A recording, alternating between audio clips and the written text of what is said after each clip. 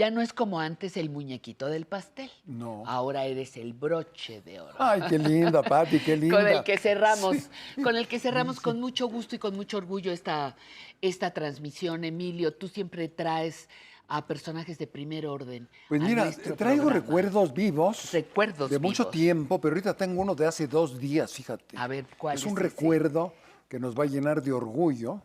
Lo leí el día 10. La gran fotógrafa Mariana Yampolsky, Jampolsky, sí, rusa, ya es mexicana, digo, llegando de Rusia a México. patrimonio.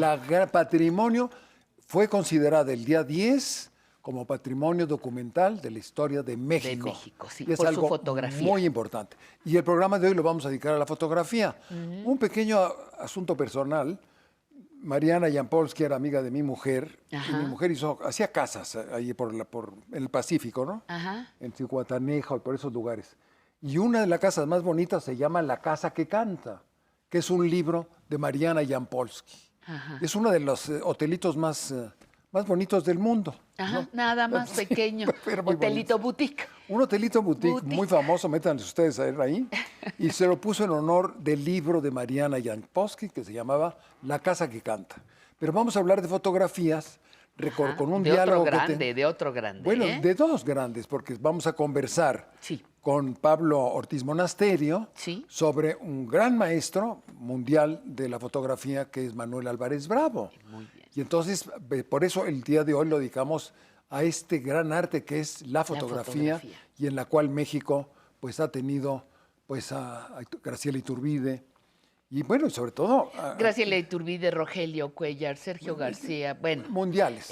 Mundiales, Y que son exactamente. la memoria de nuestro país. Gracias a ellos, en otras épocas se necesitaban pintores, que Goya, que Velázquez estuvieran pintando Norma cosas. Patiño me faltó. Pero Ajá. ahora con La fotografías Llobet, ajá. tenemos la historia de nuestra patria, ¿no? Claro. Entonces vamos a tener esa conversación con este hombre tan importante que se formó era economista y como fotógrafo con alguien que conociste tú muy bien y yo también, que nos formó, Víctor Flores Olea, Ay. que era fotógrafo.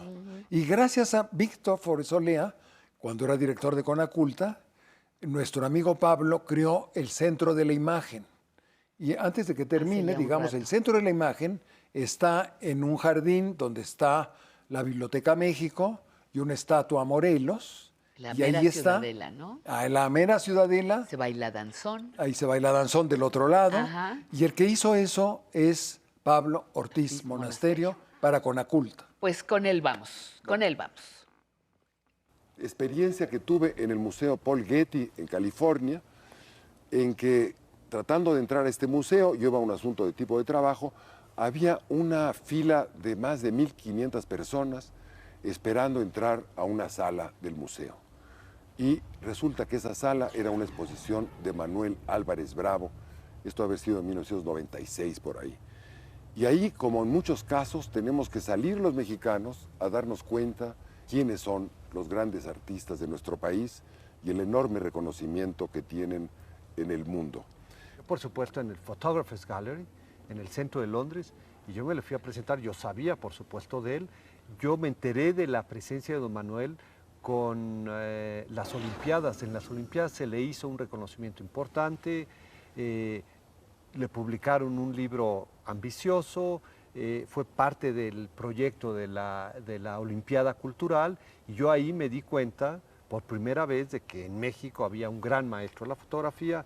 Yo me metí a hacer fotografía, aunque estudié economía, la verdad me interesaba, me gustaba, me profundicé en el tema. Llegó un momento en donde cuando terminé economía decidí que quería dedicarme a la fotografía y que en México no había espacios formales para estudiar la fotografía. Vendí mis cachivaches, un cuarto oscuro que tenía, todo lo que pude, y me fui a Londres un poco a buscar conocimiento, a crecer en medio de la fotografía. Pasé varios años ahí y ahí tuve el privilegio de conocer a don Manuel, que inmediatamente fue amable, simpático, le dio gusto que un mexicano de repente apareciera a echarle porras y tal. Y ya en ese momento don Manuel era un hombre mayor, tendría alrededor de más de 70 años, Y es a partir de ahí, a partir de los 70s, que tuvo un reconocimiento internacional bestial. O sea, todas las grandes capitales de Europa, del mundo desarrollado, y en eso meto Japón, Tokio, todos hicieron grandes exposiciones, grandes libros. En México nos vimos más lentos, por eso mismo que tú apuntas de cómo reconocer a los grandes talentos. Y no es hasta que vienen de regreso y de repente nos enteramos por el New York Times que la exposición de Manuel Álvarez Bravo se presentó en el MoMA, en el Museum of Modern Art de Nueva York, que todo el mundo decimos, ¿cómo? Vamos a comprar un don Manuel Álvarez Bravo, este es un gran artista, pero ¿cómo? Si toda la vida lo hemos visto, ha estado contra nosotros. Bueno, tenemos parte de eso en nuestra haber cultural, que no es un asunto positivo, y don Manuel, la verdad, le tomó muchísimos años llegar a ese reconocimiento. O sea, si yo de ver la entrevista formidable que le hiciste y de recordarme todas esas anécdotas de cuando empezó a trabajar ahí muy jovencito en contaduría, en hacienda, y bueno, él sin duda alguna lo que le interesaba era la fotografía, pero pues tenía que trabajar de algo, y así lo hizo casi toda su vida. El tipo fue perseverante y le tuvo fe a su trabajo, y a pesar, tuvo un reconocimiento muy importante en México, que es, yo no sé si esto se vea bien o no, pero es este primer libro cuando él entra a la Sociedad de Arte Moderno. Es un clásico, se imprimió con 3 fotografías, aquí está su retrato, se imprimió con 3 originales fotográficos, y el otro día vi en internet que ofrecían $8,000 por el libro. O sea, en realidad, claro, $8,000 con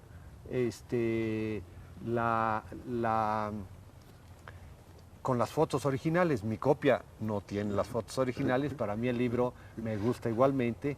Es interesante este libro porque aquí está la foto que vio André Breton y que le fascinó. Se llama Parábola Óptica, y entonces era uno de estos establecimientos de óptica donde se iban a comprar los anteojos a principios del siglo en México, y él decidió imprimir al revés el negativo. Entonces todas las letras, todos los letreros, que hay varios, se ven al revés, y entonces tiene Parábola Óptica, le puso los títulos, y eso lo cuenta y lo dice fabulosamente Octavio Paz, son maravillosos. Creyó siempre, nunca tuvo duda de la potencia y de la importancia de su trabajo, y a pesar de que no tuvo ese gran reconocimiento, ni fue un artista que pudo vivir de su trabajo, ¿no? Quizá a partir de que cumplió 80 años, pero oye, don Manuel, porque fue un tremendo longevo. Yo me acuerdo, cuando era su cumpleaños, le gustaba que lo visitáramos.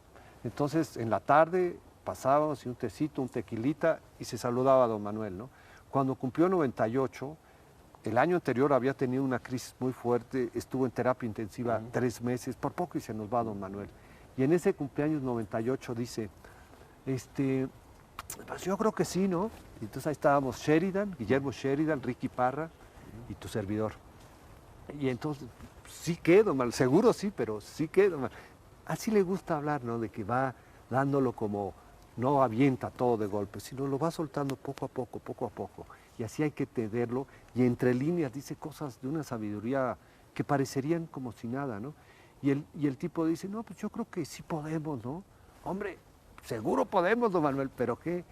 Y entonces ya la tercera intervención, la tercera frase es, no, pues yo creo que sí podemos llegar a los 100, ¿verdad?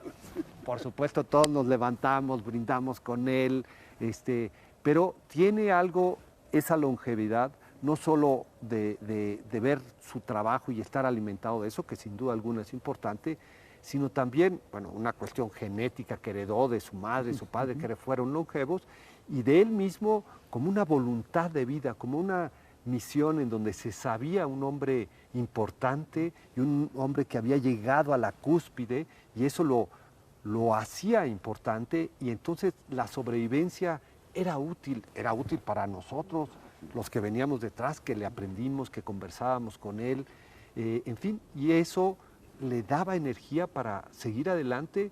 Es un grupo de borreguitos con el polvo, la nube de polvo que sacan, Y en el fondo, atrás de los borregos, en lugar de que estuvieran los volcanes, ahora estaba el emblema de la modernidad, que era la fábrica de Tolteca, porque en aquel momento todavía era una zona semi-rural, Claro. San Antonio, que era ya subiendo las montañas allí en el occidente de la ciudad. Por supuesto, Diego Rivera se entusiasmó bárbaro con esta fotografía, le premiaron la fotografía, con eso él pudo comprarle la cámara a Tina Modotti y hizo un viaje a Tehuantepec, en fin, le representó unos ingresos que le empujó, le estimuló, como bien lo dice en la entrevista que tú le hiciste, que dedicarse tiempo completo a la fotografía y eventualmente dejó el empleo burocrático que tenía en la Contraloría y se fue, la contaduría, y se fue a ser fotógrafo freelance y la batalló durante mucho tiempo, pero sin duda alguna esta fotografía pues es uno de esos momentos en donde a él recibe reconocimiento, pero luego pasan años en que pues, otra vez ahí a darle y que no es de que una vez tienes algo y ya estuvo, ya lo lograste, sino don Manuel lo decía todo el tiempo. Y es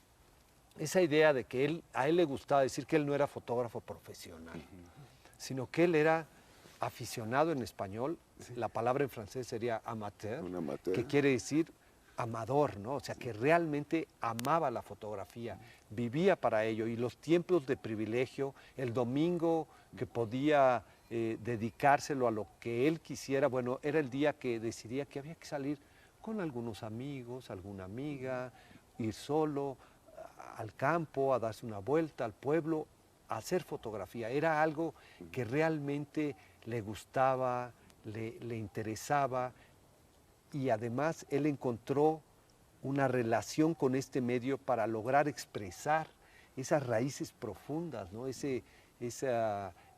Hay una foto muy importante que se llama Obrero en huelga asesinado, ¿no? En toda esa primera mitad del siglo XX, México tuvo, ahora estamos reeditando eso, una etapa De muy violencia violenta, tremenda. muy claro. violenta. Entonces, este obrero ahí es una imagen tremenda de un cadáver, pero a la vez hay una elegancia y hay una que se puede mirar de frente a la muerte, ¿no? Claro. Entonces tiene no es una foto amarillista de prensa, ¿no? Es realmente de una circunstancia, el título que lo pone Obrero en huelga asesinado, ¿no? Bueno, le da esa connotación política, estuvo tomada en Tehuantepec, pero esa es la grandeza de don Manuel, que accedió a las grandes obsesiones del pueblo mexicano con un nivel de discreción y contundencia plástica que hace que don Manuel sea el artista y el representante de México en el mundo, sin lugar a duda. Vamos, a mí caminando, ya muy al final de su vida, en los 90, me tocó caminar con él en Nueva York en un viaje que hicimos alguna vez, y la gente lo reconocía en Nueva York. En Nueva York no saludan a nadie, A nadie, sí. pero con don Manuel, y al rato alguien sabía quién era y lo saludó, y don Manuel, y en fin, en la calle la gente lo reconocía en Nueva York, ¿no? Del amor, señor.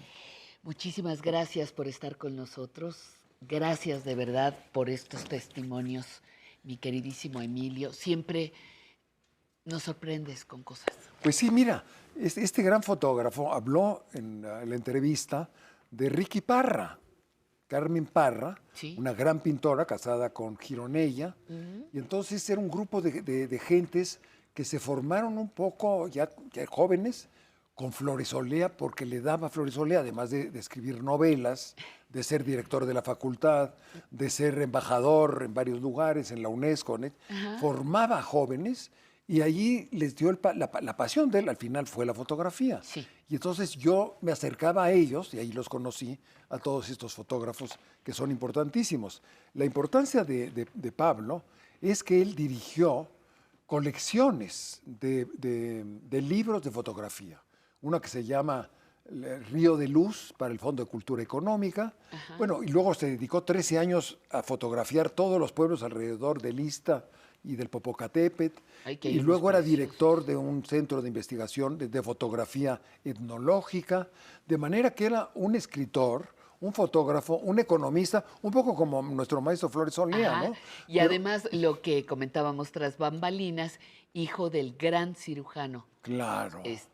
Ortiz Monasterio. Ortiz Monasterio, su padre, ¿no? Su padre, ¿no? Que lo hacía ir, él vivía por San Jerónimo y tenía que ir a tomar clases más allá de Ciudad Satélite, en primaria y secundaria, porque les habían dicho que era una escuela muy buena. Bueno. Y no había periférico, entonces fue una tragedia en su juventud. Bueno, se echaron la escuela en 2 carriles, ¿verdad? Dos Porque era uno de carriles. ida y uno de Así venida. es. Emilio, un gusto. Gracias. Un gusto estar El próximo estar domingo contigo. nos vemos con tu qué, público. El próximo domingo, ¿qué tema? Pues te yo no acuerdas? sé, tú escoges. Todavía no ya sabes. me dirán cuál es. no Ya sé. les dirán. Bueno,